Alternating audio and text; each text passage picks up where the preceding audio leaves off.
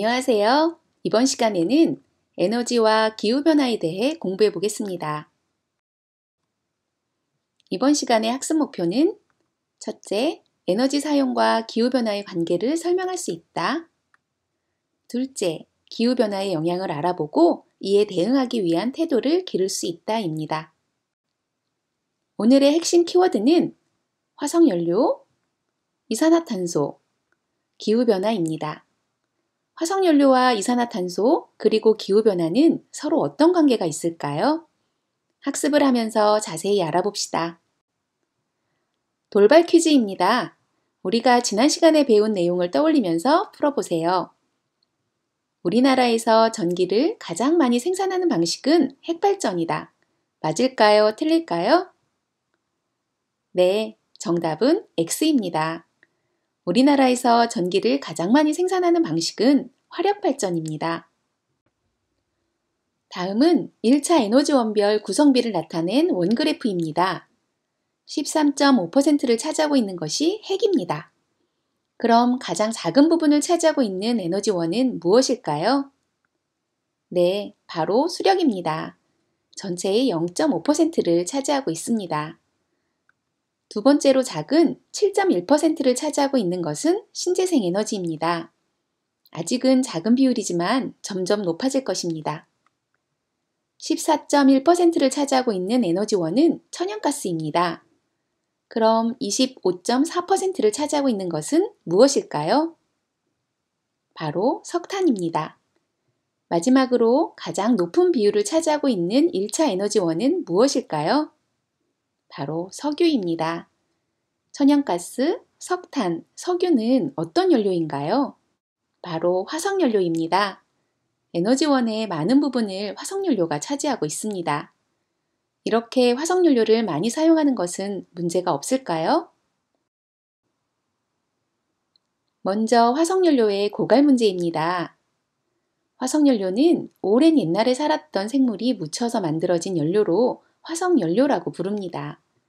이런 화석연료는 무한히 사용할 수 없습니다. 지금 사용하는 대로 화석연료를 사용한다면 석유는 약 40년, 석탄은 약 200년, 천연가스는 약 60년이면 사라진다고 합니다. 이런 유한한 화석연료에 의존하면 미래에는 에너지를 사용하지 못할 수도 있습니다. 다음은 온실가스 문제입니다. 화력발전소, 내연기관 자동차 등 화석연료를 사용하는 곳에서는 온실가스가 나옵니다. 석탄, 석유, 천연가스와 같이 화석연료를 태우면 우리에게 필요한 열 에너지를 얻을 수 있지만 동시에 이산화탄소와 같은 온실가스가 만들어집니다. 이산화탄소와 같은 온실가스가 많아지는 것이 왜 문제가 되는 것일까요? 먼저 2005년에서 2015년 동안 이산화탄소 농도 변화를 살펴볼까요? 공기 중 이산화탄소 농도는 어떻게 변하였나요? 네, 꾸준히 증가하고 있는 것을 볼 수 있습니다. 이산화탄소와 같은 온실가스가 많아지면 지구에는 어떤 일이 생길까요? 다음 그림을 보면 지구에 들어온 태양 에너지는 지표면에 흡수되고 일부는 다시 공기 중으로 반사되어 나갑니다. 공기 중으로 나가는 에너지의 일부는 우주로 빠져나가는데 이산화탄소와 같은 온실가스가 증가하면서 이 에너지를 흡수하여 지구의 온도를 높게 만듭니다. 바로 이것이 지구온난화입니다. 다음 그래프는 지구 평균 온도 변화 그래프입니다. 1860년부터 2018년까지 지구의 온도는 꾸준히 올라가고 있는 걸 볼 수 있습니다. 이렇게 지구의 평균 온도가 계속 오르면서 지구에는 어떤 일이 생기고 있을까요? 지구온난화로 인한 기후변화로 세계 곳곳에서 이상기후 현상이 나타나고 있습니다. 미국에서는 북극 한파가 내려와서 수십 년 만에 살인적인 한파가 나타났습니다.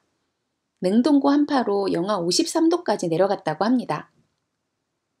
영국 등 유럽 일부 지역에서는 폭우를 동반한 겨울 폭풍으로 홍수와 해일 피해를 입었다고 합니다.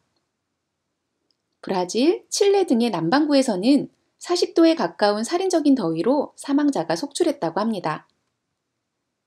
그리고 2020년 여름에 엄청난 물난리를 기억하시나요? 이건 역시 기후변화가 가져온 이상기후입니다. 그리고 이런 이상기후는 생태계를 파괴시키고 있습니다. 평화롭고 행복해 보이는 북극곰은 빙하가 녹으면서 살 곳이 없어지고 먹이를 찾기 어려워져 점점 사라지고 있습니다. 그리고 산호초와 바다거북이 살던 아름다운 바다도 이상기후 현상으로 점점 사라지고 있습니다. 우리를 위해서 그리고 지구에 함께 사는 생물들을 위해서 우리는 기후변화에 대응해야 합니다. 에너지 사용과 기후변화의 관계를 정리해 봅시다. 우리가 에너지를 낭비하면 더 많은 에너지 생산이 필요하게 됩니다. 그러면 현재 우리나라에서 많이 사용하는 화석연료의 사용량이 많아지게 될 것입니다. 화석연료의 사용은 온실가스의 양을 늘리고 지구 환경을 나쁘게 하게 됩니다. 지구온난화로 평균 기온이 올라가면서 기후변화로 이상기후가 발생하게 되는 것입니다. 그럼 이런 기후변화에 대응하기 위해서 우리가 할 수 있는 것은 무엇일까요? 네, 맞습니다. 바로 에너지 절약입니다. 영상을 보면서 기후변화에 대한 내용을 다시 정리해 봅시다.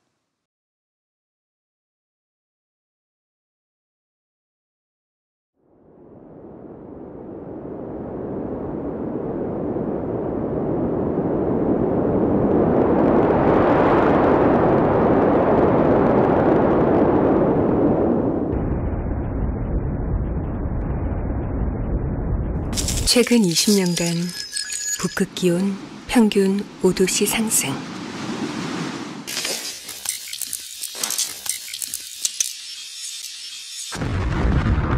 빙하 40% 이상 감소. 지구가 녹아내리고 있습니다.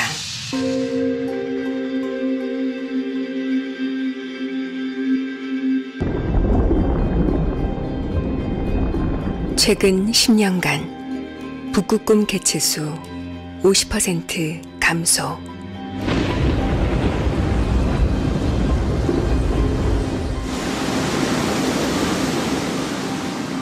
(2100년까지) 해수면 65cm 상승. 2050년 지구 34% 사막화.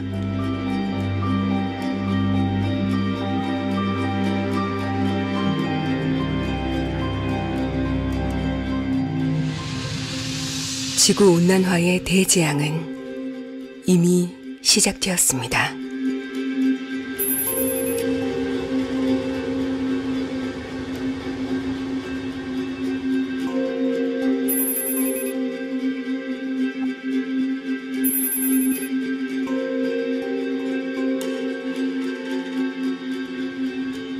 (2017년) 전세계 410억 톤 배출. 지구온난화의 주범은 이산화탄소입니다. 이대로 둘 것인가? 다시 되돌릴 것인가? 리듀스, 리유즈.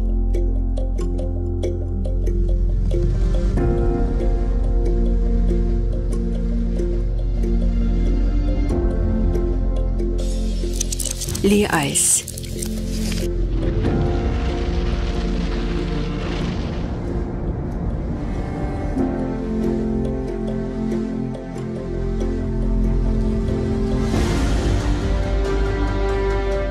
이산화탄소 배출이 없는 깨끗한 에너지로 지구가 다시 살아납니다.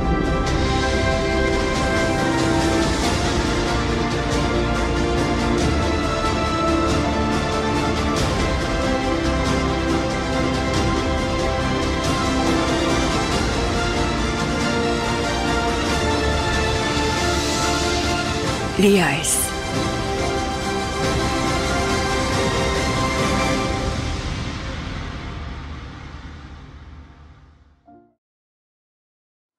오늘의 학습을 정리해 봅시다. 화석연료의 문제점은 무엇인가요? 화석연료는 계속해서 사용할 수 없는 자원이고 많이 사용하면 할수록 이산화탄소와 같은 온실가스가 만들어집니다. 기후변화가 무엇이며 어떤 영향을 미치나요? 온실가스의 증가로 지구의 평균 기온이 상승하여 폭염, 한파, 홍수와 같은 이상기후 현상이 나타나는 것이 기후변화입니다. 기후변화에 대응하기 위해서 우리는 어떻게 해야 할까요? 에너지를 절약하여 기후변화에 대응해야 합니다. 오늘의 수업을 마치겠습니다. 감사합니다.